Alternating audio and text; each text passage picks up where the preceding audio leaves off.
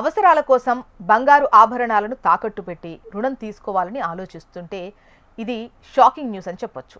RBI హెచ్చరికల నేపథ్యంలో బ్యాంకులు మరియు ఎన్బిఎఫ్సిస్ గోల్డ్ లోన్ నిబంధనలను కఠినతరం చేశాయి. దీనివల్ల గతంలో కంటే ఇప్పుడు తక్కువ రుణ మొత్తం మాత్రమే లభిస్తుంది. బ్యాంకులు ఎందుకు ఈ నిబంధనలను కఠినతరం చేశాయి అంటే బంగారం ధరల్లో వస్తున్నటువంటి ఈ విపరీతమైన మార్పుల వల్ల దీన్ని ఈ విధంగా నిర్ణయించారు అని చెబుతున్నారు. ప్రస్తుత మార్కెట్ ఒడిదుడుకులు బ్యాంకింగ్ వ్యవస్థకు ప్రమాదకరంగా మారొచ్చు అని ఆర్బీఐ హెచ్చరించింది.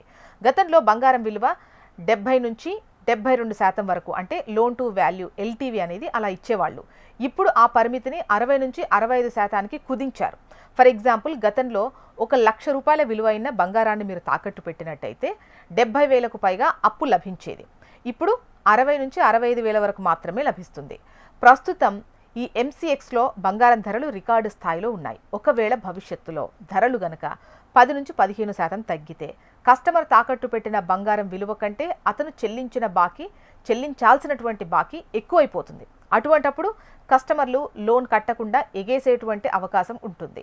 ఇది బ్యాంకుల ఆస్తి నాణ్యతపై ప్రభావం చూపుతుందని ఆర్బీఐ ఆందోళన వ్యక్తం చేసింది. ఈ గణాంకాల లెక్కల ప్రకారం కనుక చూస్తే ఈ 21 ఏళ్ల నుంచి 30 ఏళ్ల మధ్య ఉన్న యువత తీసుకునేటువంటి గోల్డ్ లోన్ల సంఖ్య రీసెంట్గా రెట్టింపైందట. మొత్తం గోల్డ్ లోన్లలో 30 నుంచి 40 ఏళ్ల వారి వాటా 45% ఉందట. విచారకరమైన విషయం ఏంటంటే ఈ రుణాలను ఈ వ్యాపారాల కోసం కాకుండా ఈ రోజువారీ ఖర్చుల కోసం ఎక్కువగా వాడుతున్నారట.